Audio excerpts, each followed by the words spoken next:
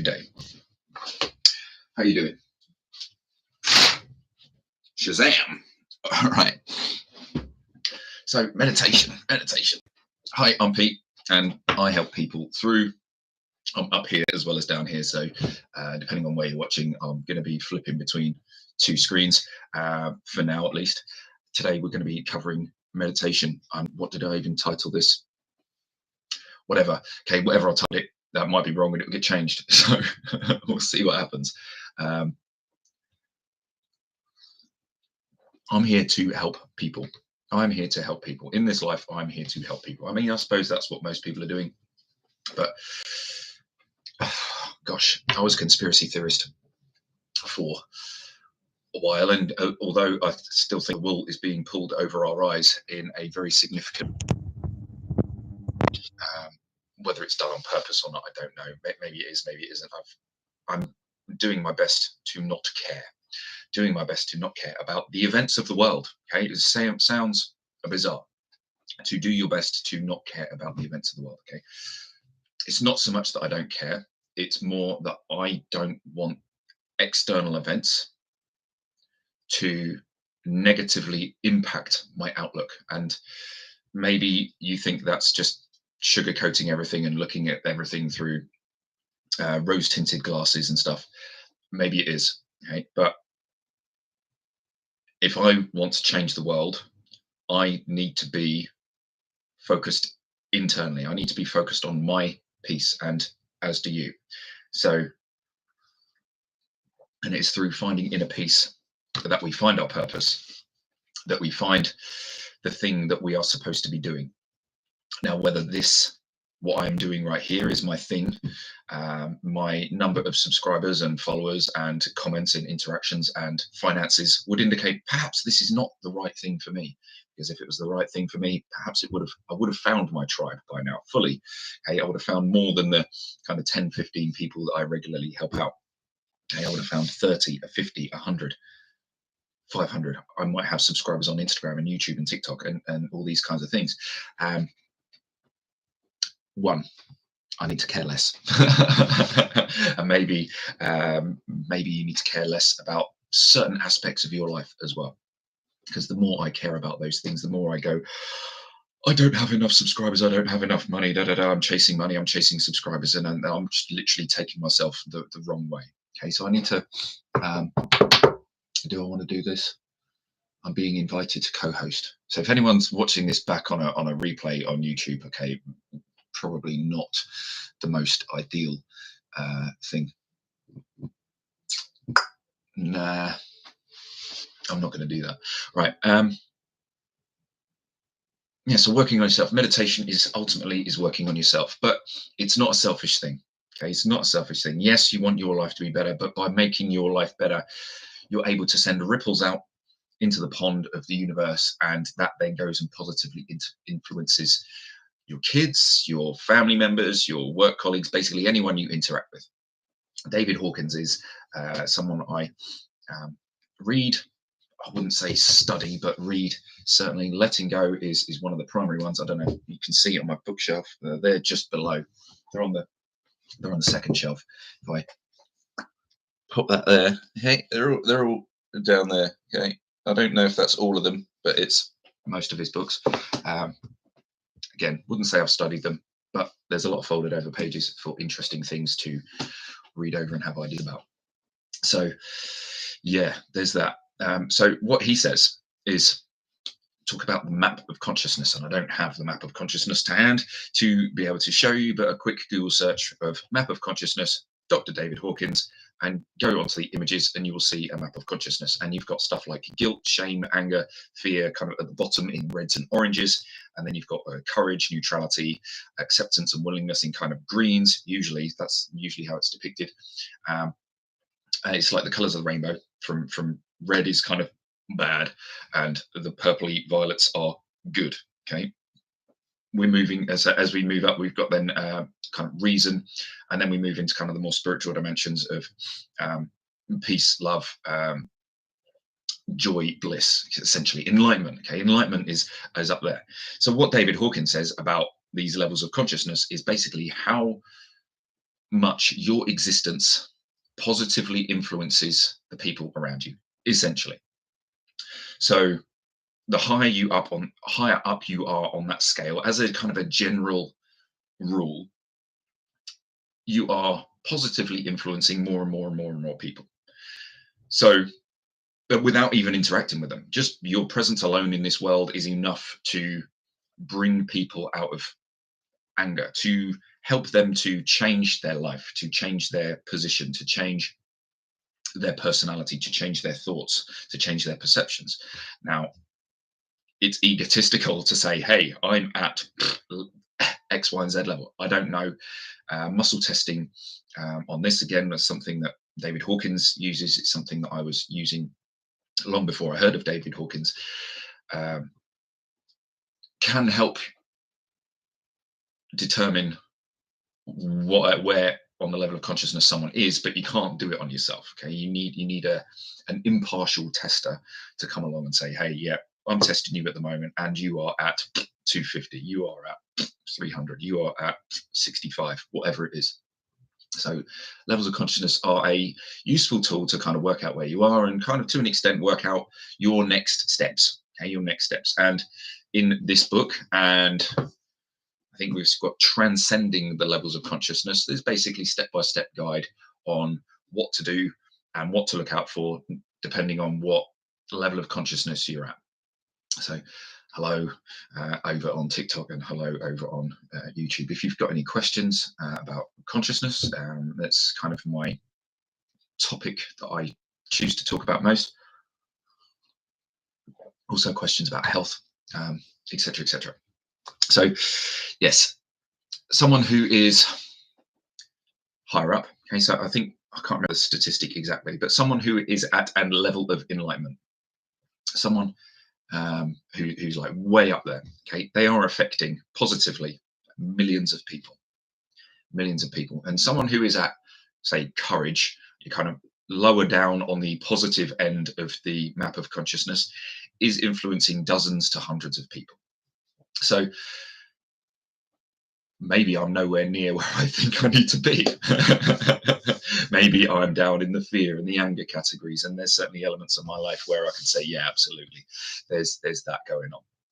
So I am certainly not a enlightened master at this present time. Okay, it's kids, man, are difficult, and ADHD is difficult to deal with, and I'm doing my absolute best to remain peaceful and calm and joyful, and take breaths and do all these things to deal with my own things and my kids' things, because it's almost certain that I have stuff going on, and it is very clearly obvious that one daughter has it, and almost certain that another daughter does. So, but perhaps to a more manageable degree from one to the other. So life has its challenges. So yeah, life has its challenges and its ways of testing us. And meditation is my way of trying to raise my level of consciousness, to ease my suffering, to realize that suffering need not exist.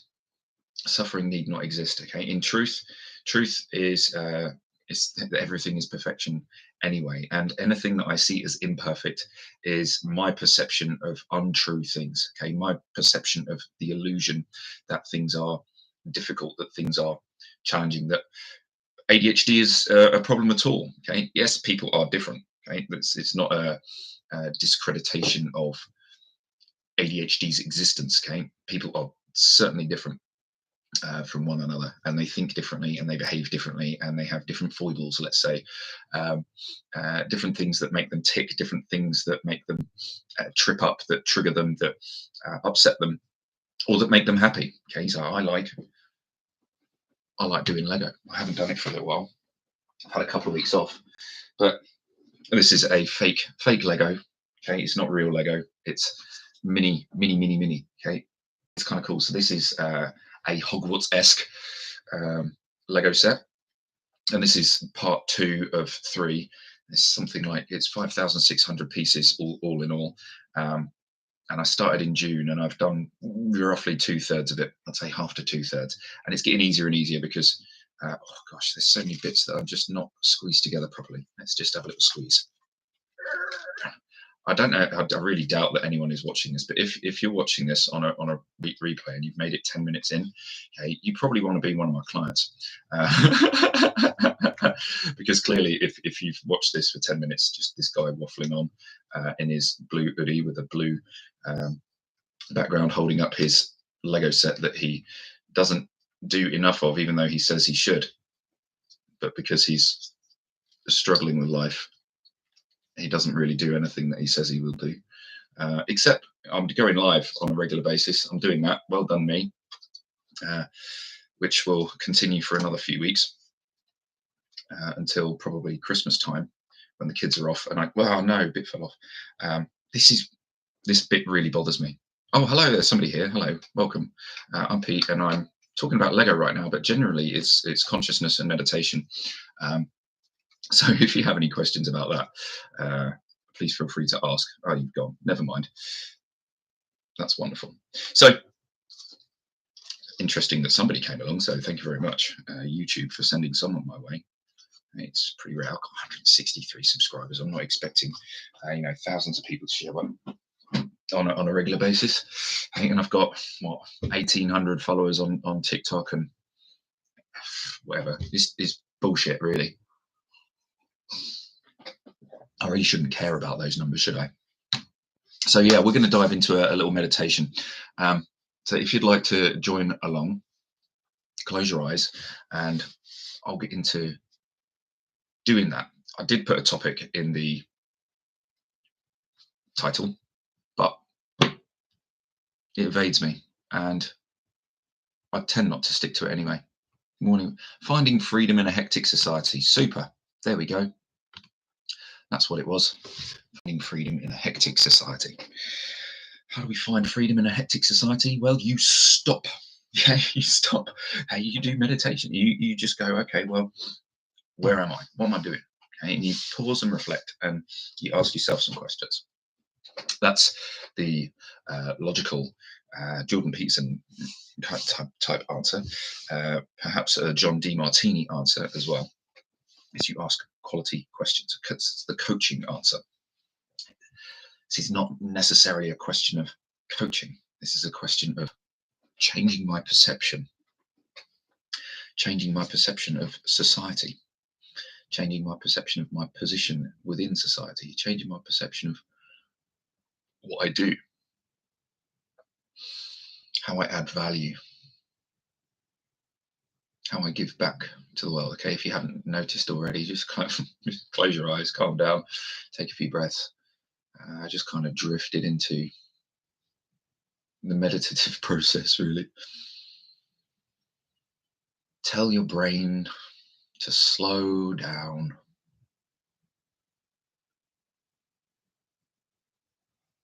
Tell your brain to move from beta brainwaves into alpha brainwaves and into theta brainwaves, into deeper and deeper states of calm. You can literally tell yourself to do this.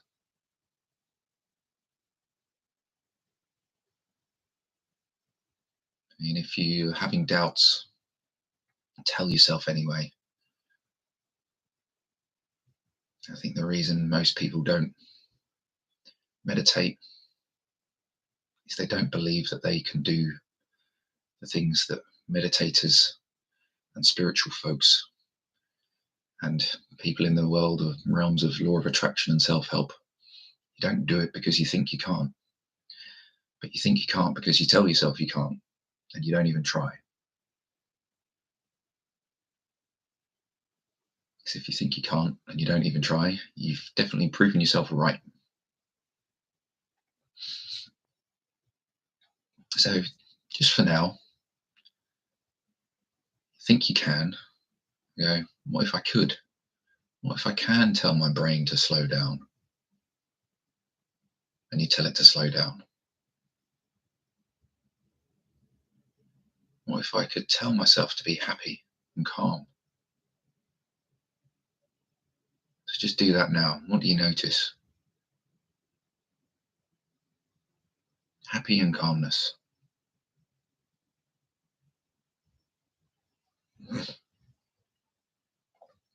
I get to choose how I feel. And I'm going to set the intention, at least for now, for the next few minutes, to be happy and calm. And I'm going to allow the feelings of happiness and calmness that I generate now to spread from this moment across time into the future and into the past. And sometimes we think there's nothing we can do about the past. But what we can do about the past and about the future is change our perception of how we feel about it.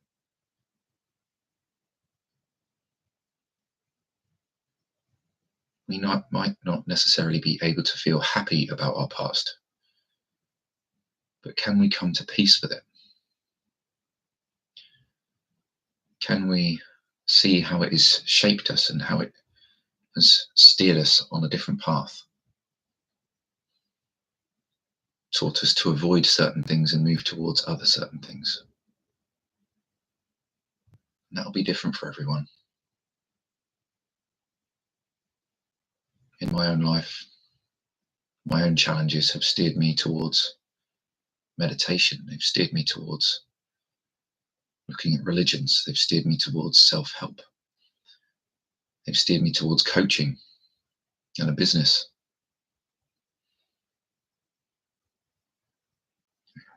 So your past is constantly steering you in a direction. And it's been your choice as to what to do with that steering.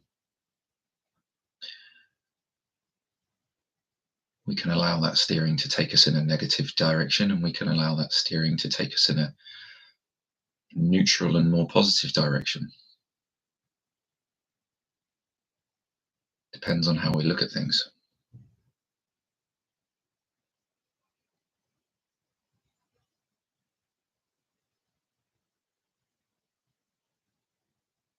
So despite the world being hectic and seemingly chaotic,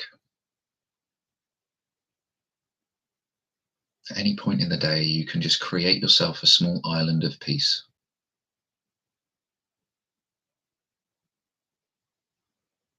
A place where you can go for even just 20 or 30 seconds to recenter yourself, to take a breath. Notice the calmness that's maybe not outside, but that's inside.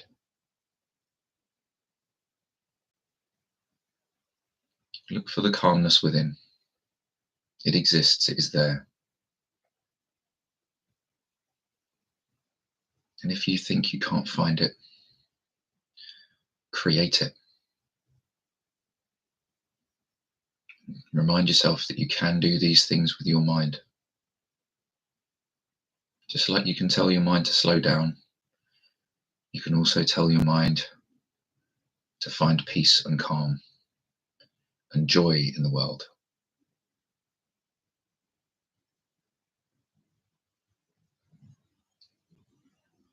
Become intentional about looking for those things.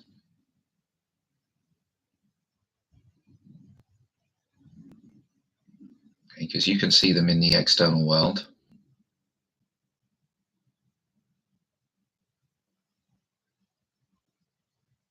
And you can find them internally too. What you see on the outside is reflected inside, and vice versa. What you feel on the inside is reflected outside. What you believe to be true becomes true.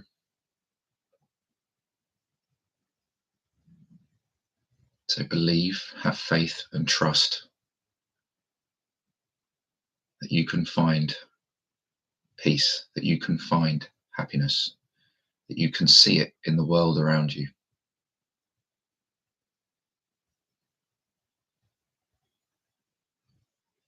And it might be difficult to see at first. It will be snippets here and there.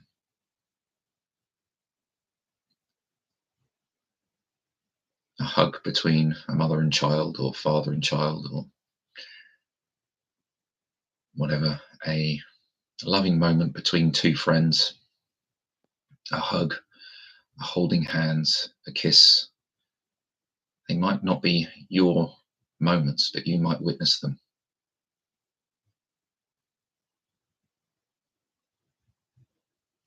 It could even be an email or a text message between friends. A moment of compassion, a moment of support, a moment of kindness.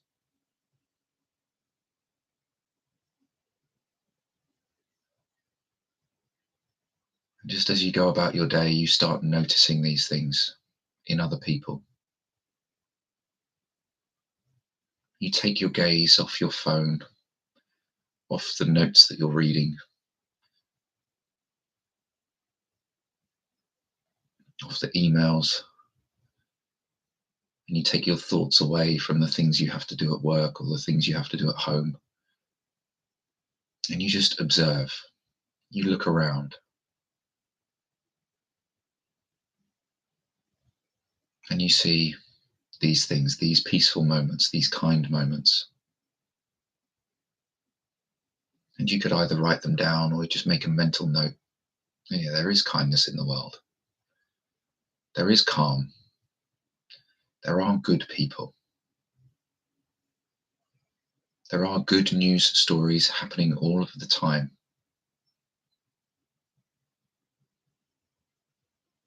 We just see them as maybe insignificant or run of the mill. But if you don't actively look for them and you place all of your attention on the stresses and on the problems and on the world politics, that is what you'll see. And you'll see more and more of it. And you'll think the world is going insane.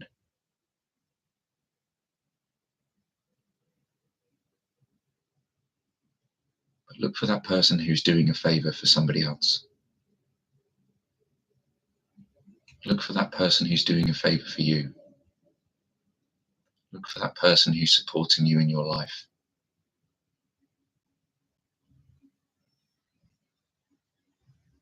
They're there. Somebody is there doing it.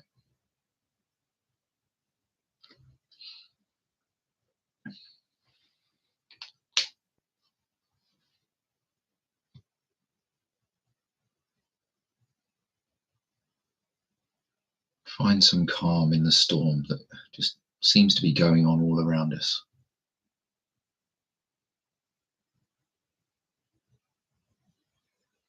It might feel very small.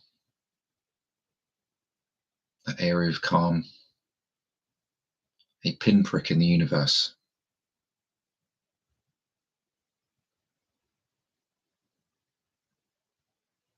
But let's now allow it to grow. From a pinprick to a penny.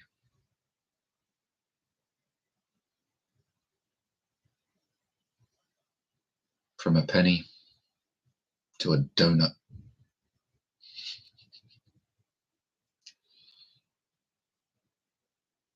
From a donut to a football. And just continually growing it out. And if you're sat somewhere in public or even in your home in private, expand that area of peace to fill the room or place that you are in right now.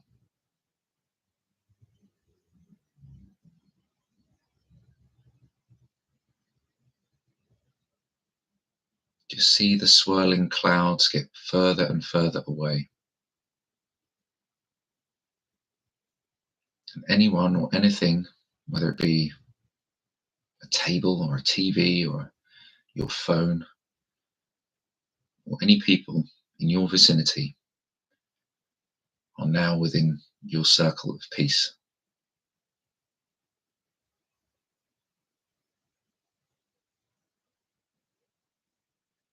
And just notice your breathing, notice their breathing, and see how it just slows and calms down.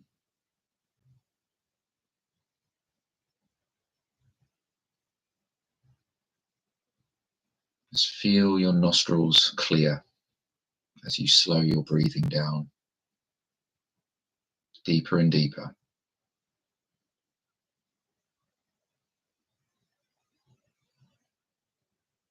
And if you feel capable, expand your circle of peace out to a wider area. If you're in a house, expand it to your entire home. If you're in an office, expand it to the entire floor or to the entire building. Tell yourself that you can.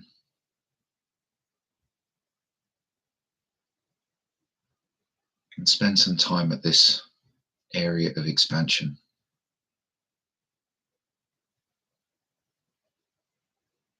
Notice all the other people and objects that you can spread peace to and feel peace from.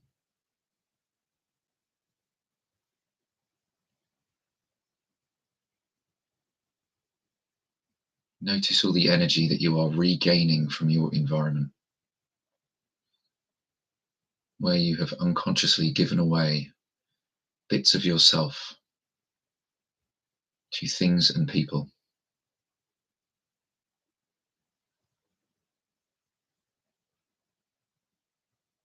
And feel that energy returning. Okay, the anger at the photocopier that you now feel peace with, or the printer, or your computer, your keyboard, Susan in accounts, Dave in acquisitions, whoever it is, wherever they are in the environment that you're in, your partners, your kids, your pets.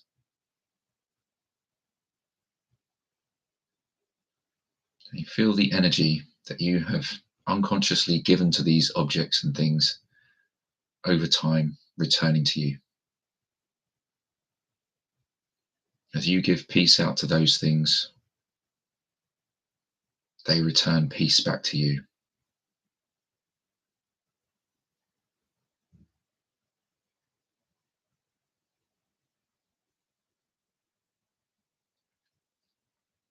You forgive yourself for giving out energy to these inanimate objects and these people that for some unreasonable reason, some illusionary reason, you have given them energy, you have given them time where it was not necessary. You did not see them in their true light because they are projecting their own illusion, their own perception of the world, and they have forgotten their own light. Forgive them because they have forgotten themselves, who and what they truly are. And forgive yourself for seeing them in imperfection. They are perfect. You are perfect. The photocopier is perfect. The laptop, the phone, the table, the rug, your clothes, all perfect. It could not be any other way because there is only truth and there is only perfection.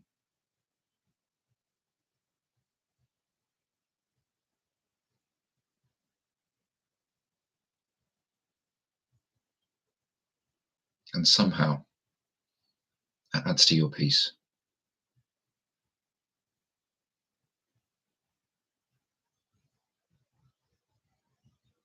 And you feel calmer and more powerful.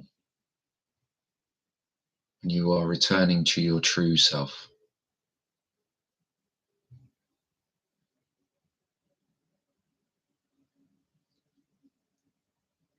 You are allowing your true self to come forward and not be hidden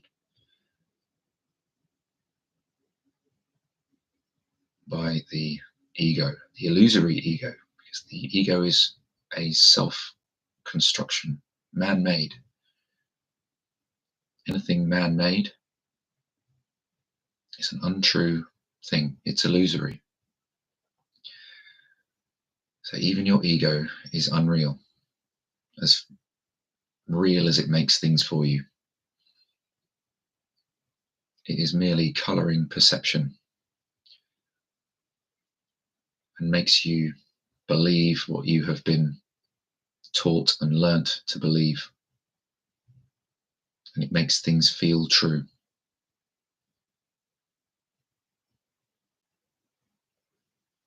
The ego is why you think sickness is possible. The ego is why everything happens in our life that seems imperfect. The ego is why our desires are not met, our needs seem like there are gaps. Because the ego has decided through your beliefs, the things that you have learned, that this must be true. Things must be hard. Things must take suffering and time and effort to be worth it. And I must suffer to be worthy of having them. I must sacrifice. All this is egoic.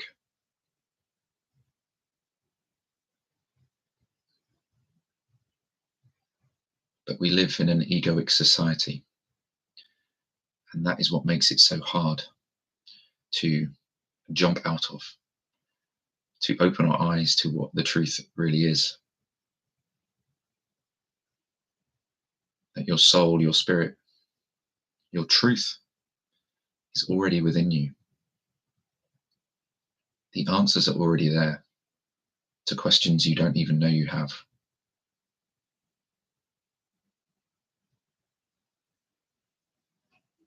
And by finding stillness, by finding peace, and by sharing peace and stillness, you will have ever greater access to allowing your highest self out, to being the best version of you. Okay, the best version of you doesn't necessarily get up at 5 a.m. and go to the gym and win the day and journal. It's not necessarily your highest version of self. It's a very egoic way of going about it, but it can certainly help a lot of people. So I'm not saying that it's a bad thing to do. However, it is not necessarily the right thing for everyone.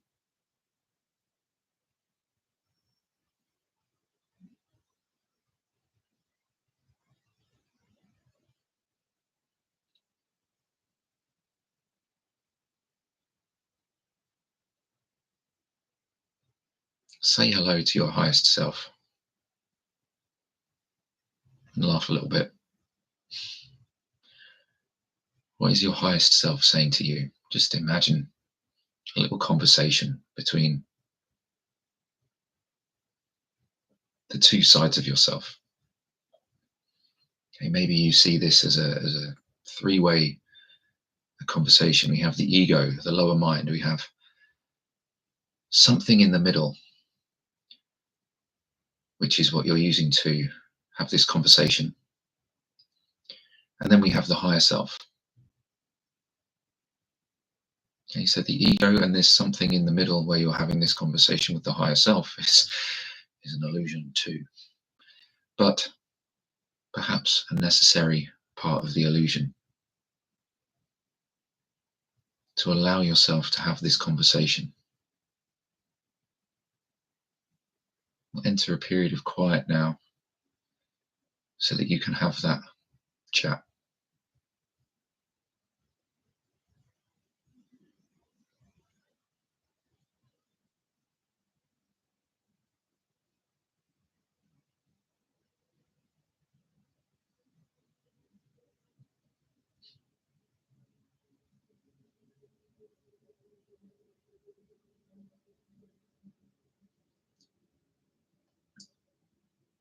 Your higher self will always make you feel more peaceful, feel more calmness.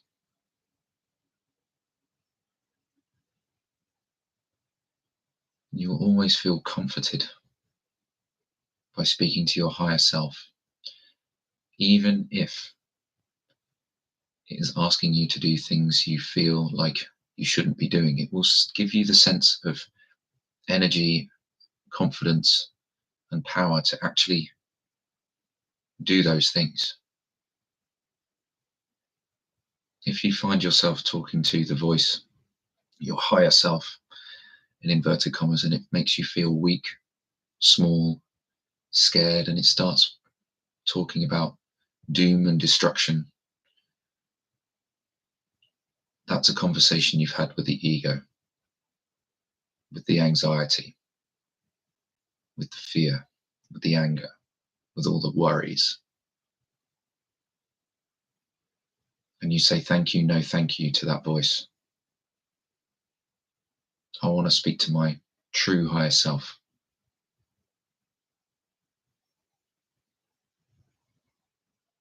And this may take time and patience and practice to get a real sense of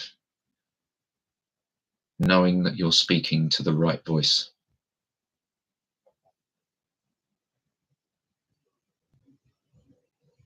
And just also know that it is your voice, it is not another entity. It's a voice that you've always had access to.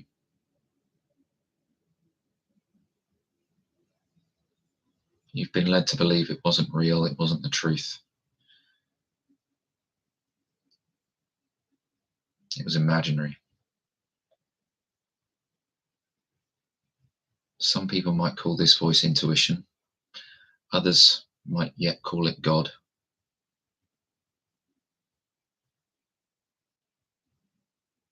Generally, I would call it my true self. The part of me that knows and has access to all the information. And it drip feeds you. Because it knows you cannot deal with the whole truth. It would send you insane if you were to suddenly be exposed to everything.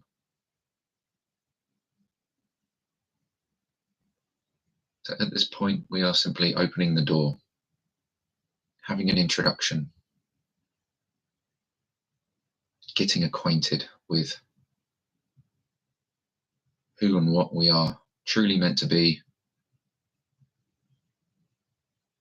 and gain a small drop of access to a greater pool of truth. And you find peace and relief. You gain some freedom today.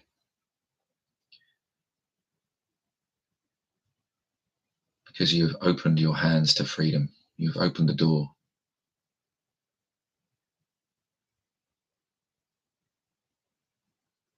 You've started the conversation, or continued it if you have done things like this before. Wherever you are on your journey,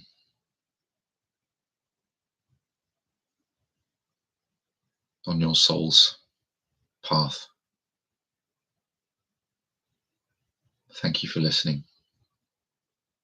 Thank you for being part of this soul's journey. And when you feel ready, you can open your eyes, smile, and move on. Go about your day with extra peace, calmness, and knowing that things are going to be okay. Have a good day.